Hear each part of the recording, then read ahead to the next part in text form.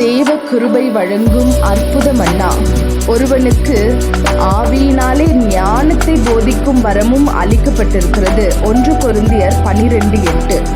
வேதாகமத்தில் 9 வரங்கள் கொடுக்கப்பட்டிருக்கிறது. இவைகள் எல்லாம் அந்த ஒரே ஆவியானவர் நடப்பித்து தமது சித்தத்தின்படியே அவனவனுக்கு பகிர்ந்து கொடுக்கிறார்.